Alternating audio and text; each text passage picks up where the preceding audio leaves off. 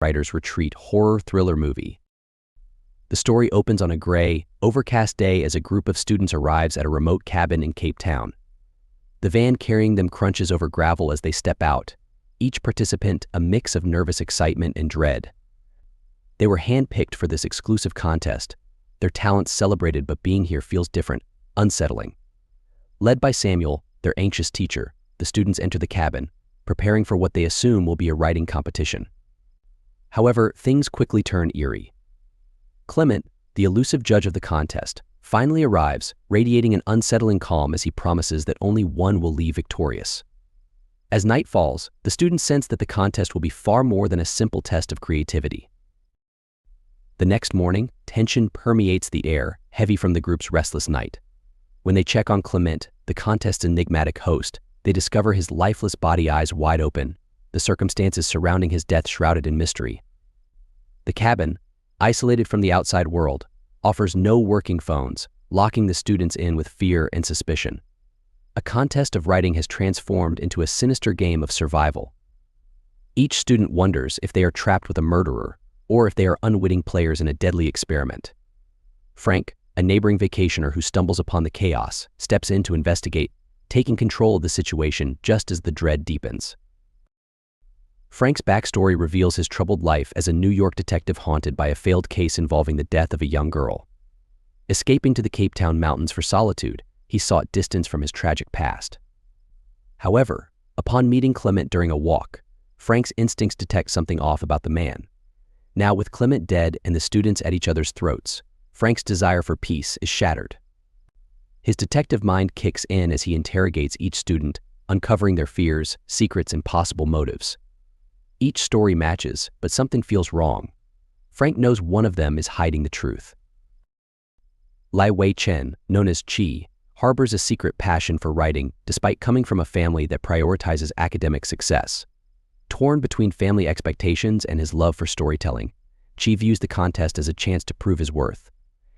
But his dreams are crushed as the contest spirals into a nightmare.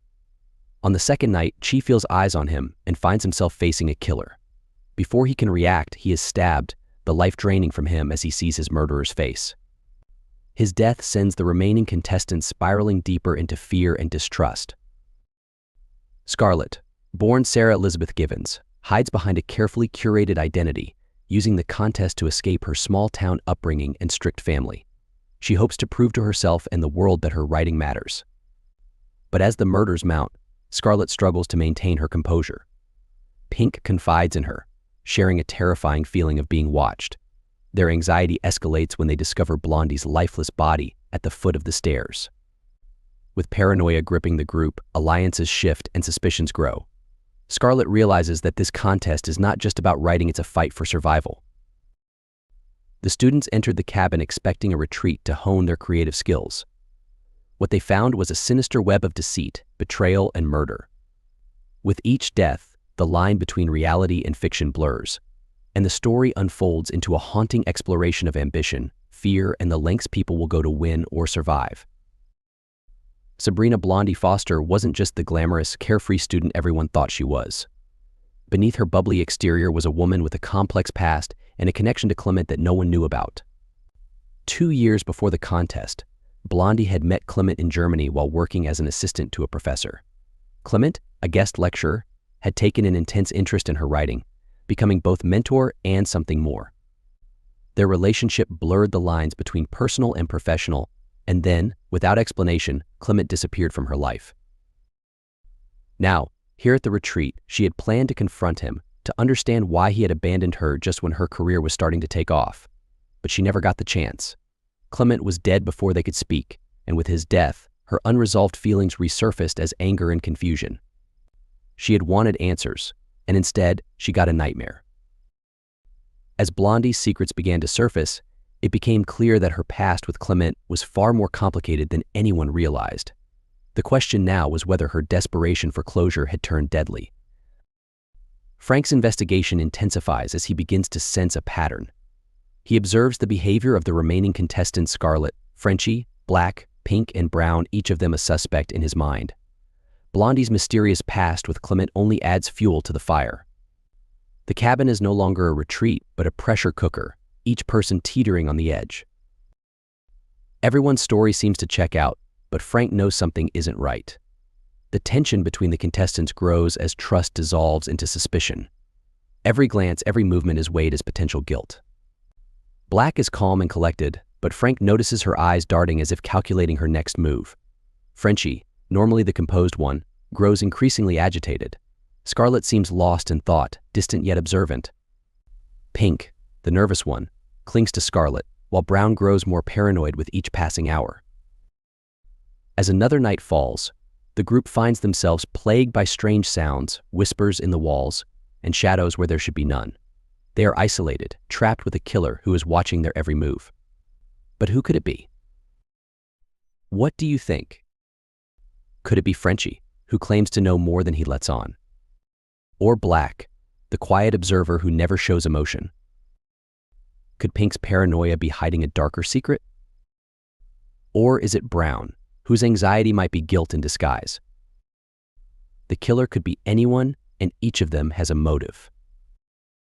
Just as Frank begins to piece together a theory, tragedy strikes again. In the dead of night, the group is woken by a blood-curdling scream. They rush to the source and find Brown dead, her body twisted on the floor, eyes wide open, as if she had seen the face of the killer in her final moments. Panic erupts. The remaining contestants now know that none of them are safe. As they turn on each other, Frank tries to keep order, but it's clear there is a method to the madness. The killer is choosing their victims deliberately. But why? Frank sifts through the clues, connecting the dots between Clement's death, Chi's murder, Blondie's hidden relationship, and now Brown's suspicious demise. What seemed like a series of isolated murders now feels like part of a larger game. And the killer is playing it masterfully.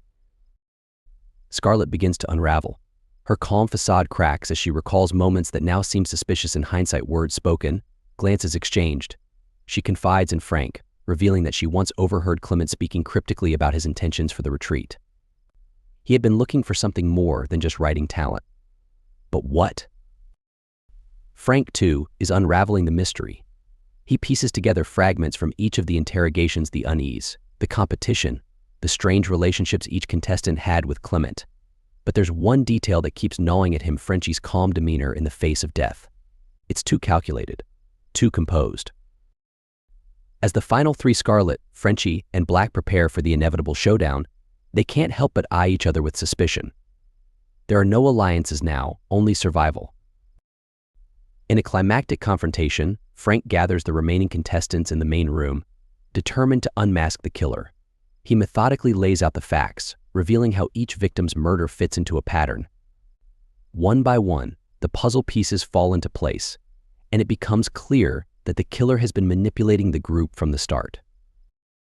But who could it be? The answer comes as a shocking revelation. Scarlet, the seemingly innocent contestant who had come to the retreat to prove herself as a writer, was the mastermind behind it all. Why did she do it? Scarlet's entire life had been a series of performances, hiding her true self behind a mask of ambition and desperation.